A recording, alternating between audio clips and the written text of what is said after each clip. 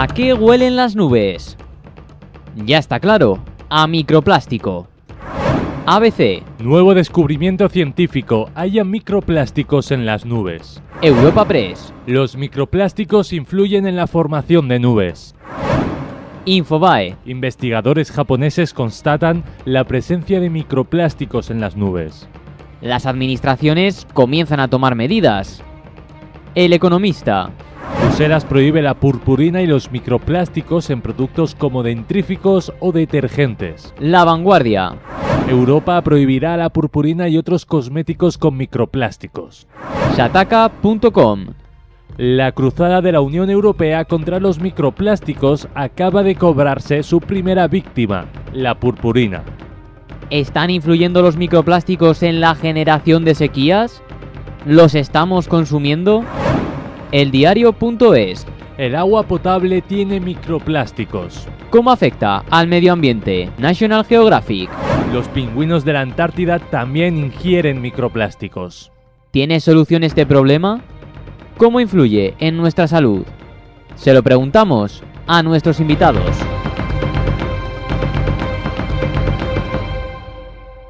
Bueno, pues microplásticos hasta en las nubes. Es cierto que esta semana hemos oído por diferentes medios de que se prohibía la purpurina, que es un poco la noticia de lo que ha sido, pero es que en realidad hay una problemática detrás y es una de las medidas que se han llevado a cabo. Si le parece, señor Senao, comience usted. Bueno, la purpurina, y supongo que hay muchas pinturas que son plásticas. La mayoría de las que son de exteriores deben de llevar algún componente plástico. Bien, las nubes no solo llevan microplásticos, llevan muchas más cosas, insectos, llevan arena del desierto, llevan, bueno, pues todo lo que van recogiendo de las aguas, sobre todo del mar, ¿no? De la evaporación. Y yo entiendo que el plástico pues va unido a lo que es el progreso también de la humanidad, ¿no? Al plástico le debemos el mantenimiento de los alimentos, en medicina pues es algo muy importante también pues para la utilización de servicios médicos, en tecnología, el plástico es que lo tenemos hasta en los coches con los airbags, con los cinturones de seguridad. Todo tiene que tener sus limitaciones en cuanto a la reutilización y a la conciencia que todos tenemos que tener en reutilizar el plástico y no verterlo de manera indiscriminada y sin ningún tipo de control. Porque claro, una cuestión es que los mares estén repletos en algunas zonas inmensas, más grandes que la propia superficie de España, llena de desechos, la mayoría de ellos plásticos que perjudican la fauna, que decir, en este caso pues a los peces y que se encuentran que van consumiendo esto y luego puede transmitirse también en cadena al propio ser humano.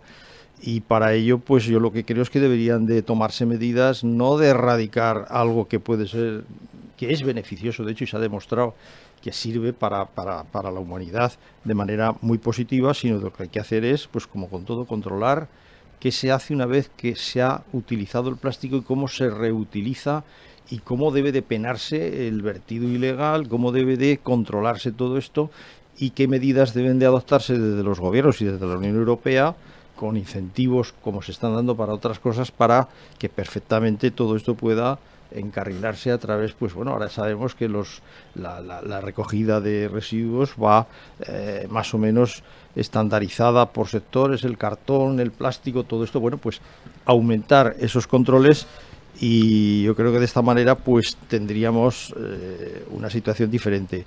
Lo que está sucediendo ahora con los pingüinos que tienen microplásticos con las nubes es quizás una política de dejación, una política ambiental no generalizada en todo el mundo, porque de nada serviría que la Unión Europea tome unas medidas si luego otras potencias como Rusia y sobre todo China pues siguen haciendo de su capa un sayo y echando al mar todo lo que les pilla a mano. Claro, todo esto tendría que ser de manera obligatoria y complicado pues para todo el mundo, de manera que fuera beneficioso para todos. Erradicar el plástico solamente por esto, bueno, lo de la purpurina, bueno, pues no lo sé. Es posible que haya que prohibirla, pero ya digo, habrá que prohibir la pintura de exteriores y habría que prohibir hasta la pintura de los coches y muchas otras cosas que tienen componentes plásticos. Aquí mismo tenemos delante este micro que seguro que tiene un montón de componentes plásticos que no podrían funcionar si no fuera precisamente por este invento de hace muchos años. Esto podría derivar... Que ha potenciado, ¿verdad?, a mejorar la vida de todos. ¿Qué sucede? Si llenamos el río Ebro de micrófonos de estos y lo inundamos y echamos todas las bolsas de basura y no hay un control, pues al final, claro, ¿qué pasa? Que vamos a sucumbir ante nuestros propios desperdicios, que es lo que el ser humano yo creo que tiene que regular de manera sensata y de manera seria. Quizá lo que habría que plantear es por qué seguimos fabricando plástico, ¿no? Pero bueno, eso sería otro tema aparte. Señor Martínez. Bueno, yo, precisamente hace yo creo que 2 o 3 meses cogí una crema exfoliante que tenía mi hija en el baño. Y resulta que esa crema exfoliante, que es una crema que se da en la cara, ¿no? Para exfoliarla, sí. Era para la cara, llevaba microplásticos y lo pone directamente. O sea, crema exfoliante con microplásticos. La verdad es que me pareció un poco sorprendente, ¿no? En aquel momento, porque dije, un producto que te das en la cara, que te lo restriegas y que te están diciendo que para exfoliar utiliza directamente microplásticos, ¿no? Digo, que esto qué normativa cumple y ya está por cuestiones de salud, ¿no? En el fondo te lo estás aplicando, literalmente lo pone, ¿eh? Sí. Por lo tanto, yo creo que los microplásticos sí que están presentes en muchos, han estado, o es una tecnología que se ha desarrollado, no solo la de producción de plásticos, sino también la de introducir los microplásticos para otras utilidades, que se ha incrementado en los últimos años. Ahora, dicho esto, yo creo que ante una noticia llamativa lo que se ha producido pues es algo así como una reacción llamativa. Es decir, hay microplásticos en las nubes y prohibimos la purpurina. Pues bueno, me parece muy bien, queda muy bien, ¿no? Sí. Pero en el fondo no creo que ese sea el fondo, o sea, no creo que ese sea lo verdaderamente importante. Lo primero se atiende a la parte científica. Como ha dicho el señor Senado, obviamente en las nubes hay muchísimo tipo de materiales. Tienes desde el polvo, el fitoplancton directamente que sube, que por condensación pues se eleva a las nubes del mar. Tienes de lo que más hay, o que yo creo que tiene mucha más afección que todos los microplásticos que nosotros podamos producir, que es la ceniza volcánica. Una sola erupción de un volcán potente, va a producir muchísimas más partículas que van a provocar más condensación que todos los microplásticos que en este momento nosotros pudiéramos producir, ¿no? Y se liberasen de forma que terminaran subiendo al cielo, vamos a decir así, por condensación. Es decir, hay muchos elementos en grandes cantidades, en unas cantidades inmensas en las nubes, que lo que hacen precisamente es permitir que se produzca la lluvia. Porque aquí no nos equivoquemos, o sea, el microplástico no es más que uno de esos elementos alrededor del cual se produce la condensación como se produce en el cristal de un coche. Esa condensación cada vez es más grande y como tú lo ves en el cristal al final, termina deslizando una gota, pues aquí lo que pasa es que cae. Es decir, son elementos que son necesarios. Bueno, ha habido unos científicos japoneses que han subido a los picos más altos del mundo y han visto que había microplásticos en esos picos y que por tanto venían por condensación. Con todos mis respetos, noticia llamativa. Eso era bastante probable. Lo que nos han dicho es, y yo como vengo, me ha gustado la ciencia de siempre, lo que nos han dicho es la densidad, ¿no?, de los microplásticos que han encontrado en esas cumbres, ¿no? Por lo tanto, por repetir, es más bien una cuestión, yo creo que de noticia llamativa. Sí que es cierto que aquí, y me acuerdo que el otro día estaba en un acto sobre sostenibilidad, sí que es cierto que a la hora de abordar políticas para la sostenibilidad, ¿no?, para el cuidado del medio ambiente, todos pensamos muchas veces en los grandes cambios. Es decir, pues ahora, por ejemplo, tienes que decir que no vas a producir energía con carbón. Eso es un gran cambio, ¿no?, que lleva, pues al fin y al cabo, un montón de medidas y un impacto importante, tanto, vamos a decirlo así, en una cuestión que es clave para la sostenibilidad, como son las emisiones, como para incluso las afecciones al territorio. Pero también puedes ir implantando otras medidas más pequeñas, ¿no?, que parece que no tienen tanto impacto, pero que también son y pueden ser importantes y que creo que deben de realizarse porque todo suma. Pues mira, hoy la Unión Europea ha tomado ha prohibido la purpurina. Ahí tienes una de las pequeñas también, pero vuelvo a repetir, yo creo que más como una especie de pequeña acción llamativa, como respuesta a una noticia más llamativa todavía. Sí, incluso se puede avanzar más en la fabricación de plásticos más degradables, ¿no?, que de hecho yo creo que ya se están empezando a hacer, ¿no? Ya vemos en algunos centros comerciales donde hay unos productos intermedio de papel plástico que se degradan con la humedad y se disuelven realmente, no dejando esos residuos que son los que pueden provocar pues un perjuicio para la sostenibilidad de la tierra, ¿no? Pero bueno, yo creo que la noticia en principio es más exagerada, a mi juicio, ¿no?, de lo que realmente puede pasar.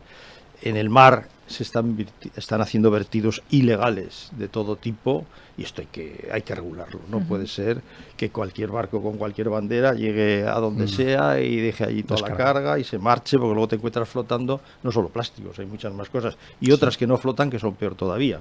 Esas van al fondo. Es que puede haber hasta residuos nucleares, y de hecho los hay. De hecho los hay, los ha habido con vertidos totalmente incontrolados e irregulares. Bueno, es una conciencia que tenemos que adoptar entre todos, y por esto no renunciar, ya digo, a que es que el plástico hoy por hoy es necesario hasta para guardar los alimentos. Este film que hay en casa, que a veces lo cogemos y nos cortamos con el cartón, que corta mucho, para cortarlo y envolver cualquier tipo de, preservar a cualquier tipo de alimento, que se preserva mucho más tiempo, y vamos, y que puede ser un ahorro también para la vida cotidiana.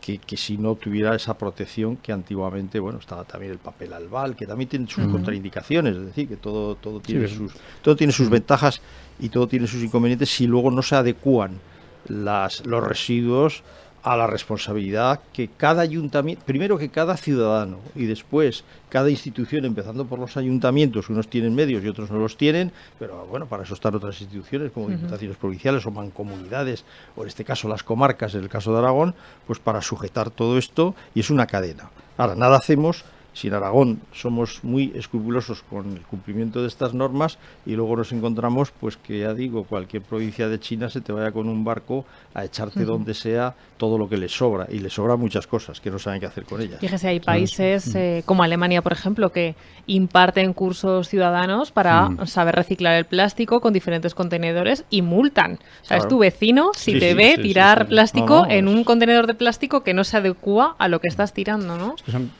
Pero es que en realidad yo creo que también muchas veces eso es lo que decíamos, ¿no? Pequeñas acciones que luego, cuando se producen millones de veces, pues generan un impacto terrible, ¿no? Y yo creo que en ese aspecto, en el tema del plástico, podemos avanzar. A mí hay otra cosa que me ha parecido siempre muy curiosa.